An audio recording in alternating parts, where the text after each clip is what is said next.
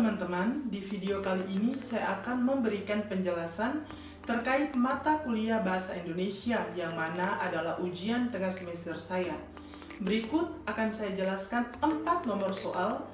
Langsung saja yang pertama, implementasi kedudukan bahasa-bahasa di Indonesia sama sekali tidak berurutan. Bahasa Indonesia yang pada kedudukannya berada paling pertama justru jarang diaktualisasikan realitanya. Banyak generasi muda cenderung menggunakan bahasa asing dalam berkomunikasi setiap kesempatannya. Misalnya sorry, toilet, insecure, feeling, dan lain-lain. Jika Anda adalah generasi muda yang menjunjung tinggi hak bahasa negara dan nasional kita, solusi apa yang Anda tawarkan agar kedudukan bahasa-bahasa Indonesia benar diimplementasikan? Jawabannya adalah menumbuhkan rasa bangga terhadap bahasa Indonesia.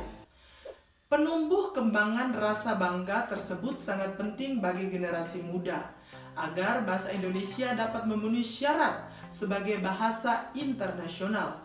Rasa bangga terhadap bahasa tersebut dapat diamati dari sikap berbahasa pemakainya. Sikap bahasa adalah sikap pemakai bahasa terhadap keanekaragaman bahasanya sendiri maupun bahasa orang lain. Sikap berbahasa pada generasi muda perlu ditanamkan sejak usia dini. Oleh karena itu, peran orang tua, masyarakat yang guru sangat diperlukan. Sikap berbahasa dari seorang pemakai bahasa atau masyarakat bahasa, baik yang dwibahasawan maupun yang multibahasawan, akan berwujud berupa perasaan. Menumbuhkan rasa bangga generasi muda terhadap bahasa Indonesia sebagai bahasa nasional dan internasional. Bangga atau mengejek, menolak atau sekaligus menerima suatu bahasa tertentu atau masyarakat pemakai bahasa tertentu, baik terhadap bahasa yang dikuasai oleh setiap individu maupun oleh anggota masyarakat. Sikap bahasa itu ditandai oleh 3 ciri, yaitu yang pertama kesetiaan bahasa, yang kedua kebanggaan bahasa, dan yang ketiga kesadaran adanya norma bahasa. Soal nomor 2, ragam bahasa merujuk pada konteks, yaitu Anda berbicara bersama siapa, di mana, kapan, dalam situasi apa, dan apa tujuan pembicaraannya. Dengan demikian, ragam bahasa bersifat fleksibel, namun tidak menutup kemungkinan bahwa masih ada kekeliruan dalam mengaktualisasikan ragam bahasa.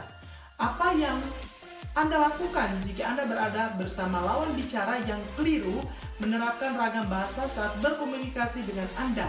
Jika pernyataan Anda ternyata direspon dengan sok pintar, apa pembelaanmu yang tidak menyinggung perasaan lawan bicaramu? Jawabannya adalah mengajarkan untuk berbahasa Indonesia yang benar. Berbahasa Indonesia yang benar berarti bahwa harus digunakan bahasa Indonesia yang sesuai dengan kaidah atau aturan bahasa Indonesia.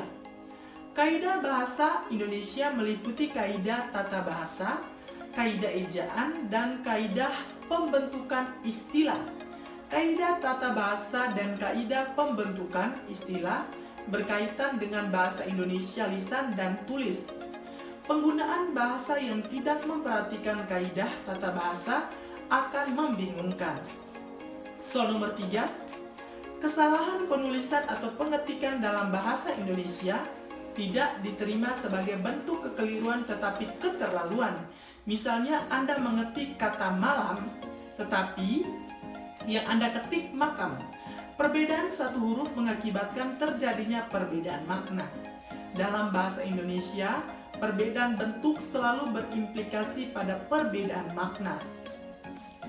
Apa yang akan Anda jelaskan jika Anda diberikan sebuah teks bacaan yang sebagian kata-katanya tidak diketik atau ditulis secara benar? Kemudian, apa yang Anda sarankan sebagai acuan kebenaran penulisan atau pengetikan setelahnya? Jawabannya adalah, yang akan saya jelaskan yaitu lebih kepada ketelitian dalam mengerjakan sesuatu.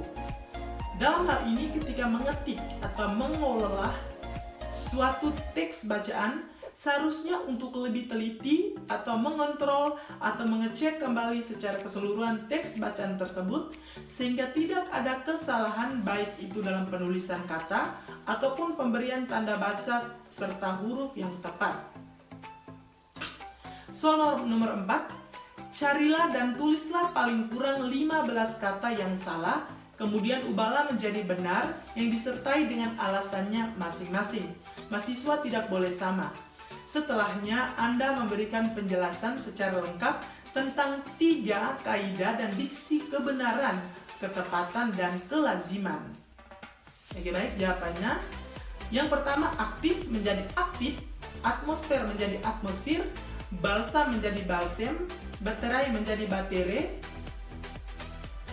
bercermin menjadi bercermin, cabai menjadi cabe, cedera menjadi cedera, bus menjadi bis, belangko menjadi belangko, atlet menjadi atlet, akhirat menjadi akhirat, afdal menjadi afdal, andal menjadi handal, asas menjadi asas, dan capai menjadi cape. Secara umum, kata baku merupakan kata yang bahasa Indonesia atau KBBI. Kata baku bisa dilihat di Kamus Besar Bahasa Indonesia atau KBBI, baik secara daring maupun bentuk kamus fisik. Nah, untuk kata baku ini sendiri, aturan dan ejaannya sudah disesuaikan dengan kaidah bahasa Indonesianya. Kata ini bersifat baku dan digunakan secara resmi dalam bahasa Indonesia. Yang baik dan benar, kata baku sudah berbentuk mutlak baik penulisan dan pengucapannya. 3 bentuk kaidah dan diksi. Yang pertama, syarat kebenaran. Kata yang benar adalah kata yang mengikuti kaidah tata bahasa atau morfologi dan sintaksis. Yang kedua adalah syarat ketepatan. Kata yang tepat dikenali berdasarkan distribusi kolokasinya dengan kata di kiri dan kanannya. Yang ketiga adalah syarat kelaziman. Kata lazim adalah kata yang penggunaannya sudah diterima oleh umum. Misalnya penggunaan kata bersinonim. Soal nomor 5. Carilah dan tulislah paling kurang 5 kata kalimat yang tidak efektif, kemudian ubahlah menjadi efektif yang disertai dengan penjelasannya masing-masing. Mahasiswa tidak boleh sama. Jawabannya, yang pertama, suatu saat langit bumi beserta seluruh isinya pasti akan musnah. Itu adalah kalimat tidak efektif. Kalimat di atas tidak efektif karena penggunaan kata langit, bumi beserta seluruh isinya yang seharusnya diganti dengan kata alam semesta. Alam semesta berarti isi dari seluruh yang ada di bumi termasuk langit dan bumi. Yang kedua, beberapa orang-orang melarikan diri. Kalimat di atas tidak efektif karena menjamakan kata-kata yang berbentuk jamak, yaitu pada kata orang-orang. Seharusnya beberapa orang melarikan diri. Itu adalah kalimat yang efektif. Yang ketiga, semua orang tahu bahwa air laut rasanya asin. Ketidakefektifan kalimat di atas disebabkan oleh dalam penggunaan kata tahu merupakan kata yang digunakan untuk makanan. Sedangkan kalimat di atas bermaksud memberikan suatu informasi yang seharusnya menggunakan kata tahu. Berarti mengerti dengan apa yang dibicarakan kalimat yang efektif, yaitu semua orang tahu bahwa air laut asin. Yang berikut, yang keempat, dia datang dengan hanya membawa belas kasihannya saja. Kata dengan dalam kalimat di atas tidak efektif digunakan karena kata dengan bermakna menerangkan bahwa seakan-akan diri dari subjek adalah mempunyai 2 diri. Seharusnya dia datang hanya membawa belas kasihannya saja. Yang kelima, kemarin banyak para karyawan yang melakukan demonstrasi. Ketidakefektifan yang terjadi pada penggunaan kata para seharusnya digunakan untuk mewakili banyak orang.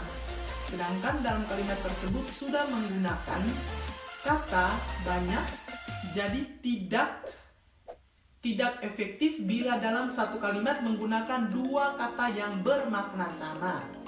Kemarin banyak karyawan yang melakukan demonstrasi. Itu adalah contoh kalimat yang efektif. Oke, baik teman-teman, terima kasih semuanya, semoga bermanfaat.